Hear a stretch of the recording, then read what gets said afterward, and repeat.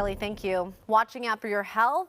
The air quality, of course, top of mind with the wildfire smoke spreading across our region, and that air quality really of concern to the tens of thousands of Americans living with a serious lung disease.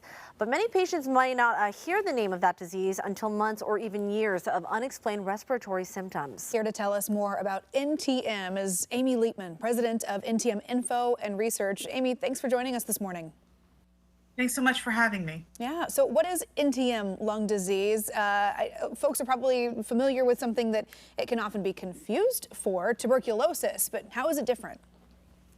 So yeah, it is different. So they're both mycobacterial. So NTM stands for non-tuberculous mycobacteria.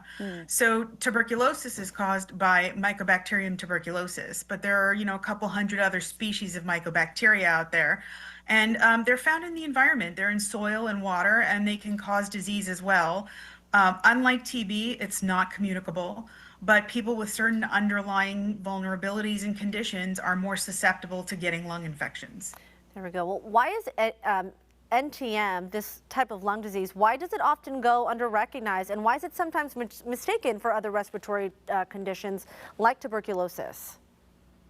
So it's not just mistaken for tuberculosis. It's often mistaken for COPD or asthma or bronchitis, actually. The symptoms overlap. You have cough, fatigue, and shortness of breath. So people, will continue to go to their doctor and they'll continue to get treatments for stuff like that. And then those treatments don't work. They're not effective over time. And sometimes there's no follow-up to see what else might be going on. And therein lies the problem, is that they're not investigating further to see what else might be happening. So a lot of the misdiagnosis has to do with more common ailments. TB is very rare in the US, but they see a lot of COPD, they see a lot of asthma. And so those are sort of the first things they think to when they're looking at a diagnosis. Sure. Are there some common symptoms or things that patients can think to say, hey, maybe something else is going on here? What should we be paying attention for? So the top three that patients report are fatigue, cough, and shortness of breath. But the one thing we hear a lot from patients is, I started coughing and I never stopped.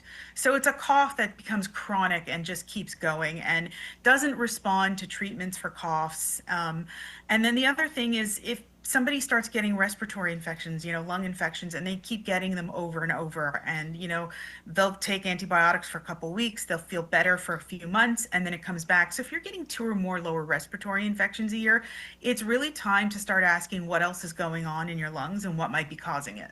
And when we go about asking those questions about chronic cough, fatigue, respiratory infections, how do we go about approaching those conversations and asking those questions to our doctor?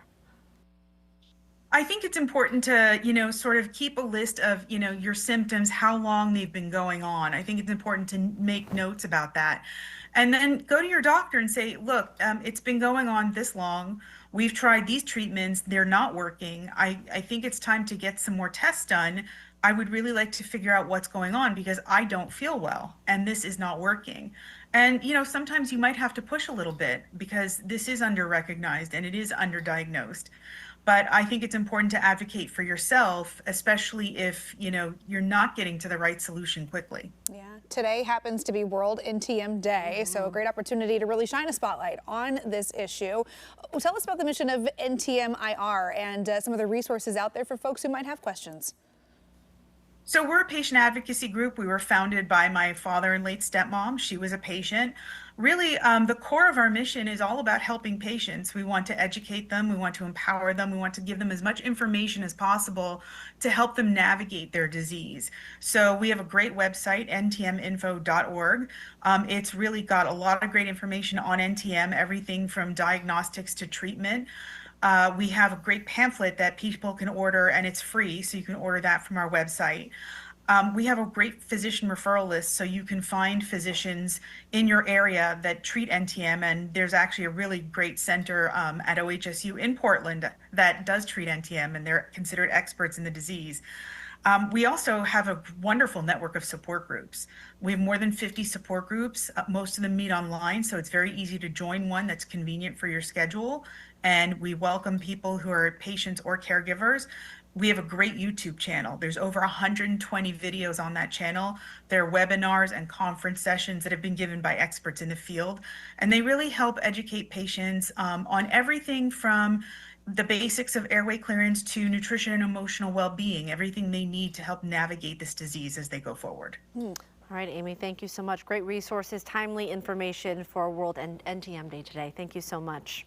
You can learn more about understanding, thank you. You can learn more about understanding the signs of NTM and tips for talking with your doctor by checking out this story over on KOIN.com.